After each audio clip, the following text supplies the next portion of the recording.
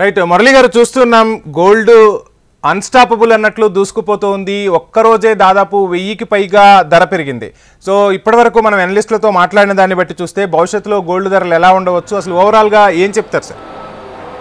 వంశీ, సామాన్యుడికి స్వర్ణం దూరమైందని చెప్పొచ్చు. ఎందుకంటే గత వారం రోజుల నుంచి ఏదైతే ట్రంప్ అధికారికంగా పగ్గాలు చేపట్టినటి నుంచి గోల్డ్ రేస్ ఒకటే దూసుకుపోతూ ఉంది. మరోవైపు టారిఫ్ వార్ ఏదైతే మొదలైందో అది ట్రేడ్ వార్కు దారితీసే పరిస్థితి ఏర్పడడంతో ఒకవైపు చైనా, మెక్సికో, కెనడా మీద టారిఫ్ వార్ షురూ చేశాడు ట్రంప్. అట్లాగే చైనా కౌంటర్ టారిఫ్స్ విధించింది.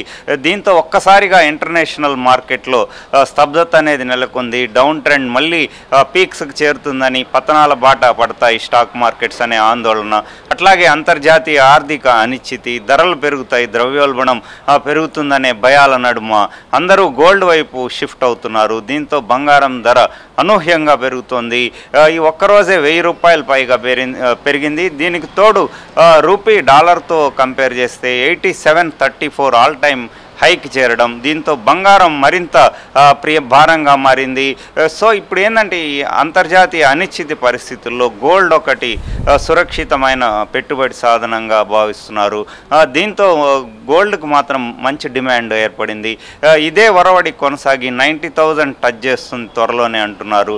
అది కూడా పెళ్ళిళ్ళ సీజన్ ముందుండడంతో ఈ రేట్స్ గురించి సామాన్యుల్లో ఆందోళన అయితే వ్యక్తమవుతూ ఉంది. చూడాలి ట్రంప్ తదుపరి స్టెప్స్ ఎట్లా ఉంటాయి.